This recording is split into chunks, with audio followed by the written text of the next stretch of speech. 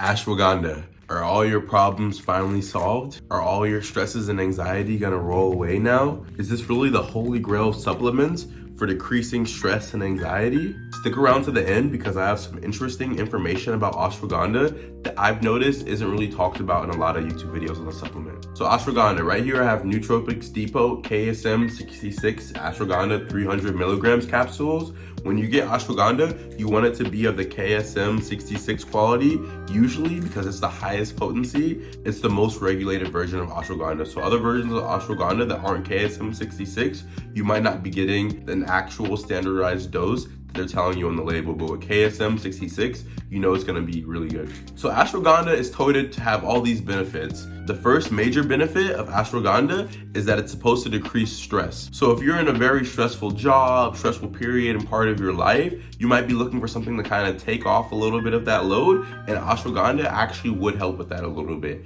It will help you feel a little bit more zen, relaxed, calm, like you could care less about if things went a certain way or the other. That's what I felt from using it personally. So in that aspect, yes, it does reduce stress. A second benefit of ashwagandha is that some people actually use it for sleep. So if you're having trouble kind of winding down at the end of the night, maybe you have like a restless mind, you have a lot going on in your thoughts, well, ashwagandha can kind of quiet the noise a little bit. That will help you unwind and kind of get into that mode to get ready for bed. Personally, on the nights when I have a lot going on, I'm a bartender, I work late at night, but I'm doing so many things. I'm a musician, I'm a YouTuber, I have business plays that I have going, and sometimes it's just a lot. I'll take one capsule of ashwagandha, usually 2 hours before I have bed, and that'll just kind of make me feel a little bit just more like, all right, you know, things are as they are for the day. I can't do anything else. I'm just gonna go to sleep. The mechanism for how ashwagandha works, supposedly, is that it's supposed to decrease cortisol levels. So cortisol is the stress hormone that we naturally have within our bodies, and ashwagandha is said to actually reduce that so you don't feel as much stress. There was a couple studies that actually showed that by supplementing with ashwagandha, it can actually increase your testosterone levels because testosterone and cortisol work like a lever. As one goes up, the other one goes down. So if your cortisol spikes, if you're very stressed, usually your testosterone decreases. But if you can get your cortisol to go down, that actually helps you increase your testosterone. So studies show that by supplementing with ashwagandha, there's actual facts that show that your testosterone would increase a little bit. It differs from person to person, but if you're looking for a way to increase your testosterone and you actually are one of those people that do well with ashwagandha, you might want to try supplementing with it. Now that you made it to the end of the video, I'm gonna let you in on my personal use of ashwagandha and the biggest con that I have with it, my biggest gripe about it. One word, anhedonia.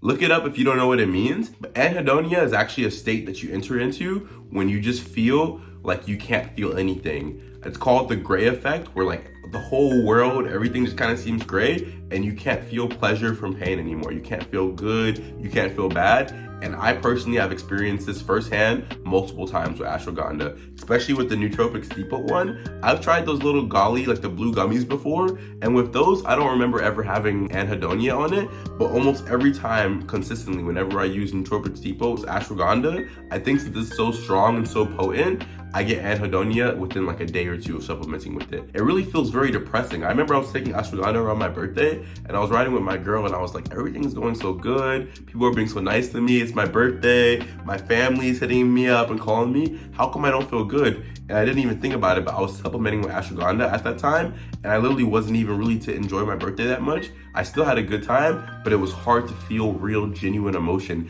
And it feels weird. You feel like you're a robot when you get anhedonia. It feels a little bit different than depression, but it still doesn't feel nice at all. So I would say be really careful with ashwagandha. And for that reason, I actually don't recommend it. Now, if you are a person that doesn't experience anhedonia, not everybody gets it off of using the supplement. Some people respond really well to it, but if you're somebody like me that like gets it every single time that you try it, you shouldn't use it. My recommendation for most people would be to stay away from ashwagandha.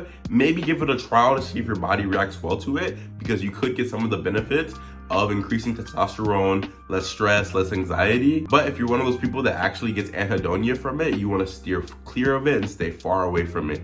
And that's why I personally don't use it in my supplement stack at all. I actually don't even use ashwagandha at all anymore. I've just thrown it out of my regimen completely. For the people that stuck around to the end, I also have a bonus for you. I have an alternative that I believe is actually better than ashwagandha, rhodiola crenulata.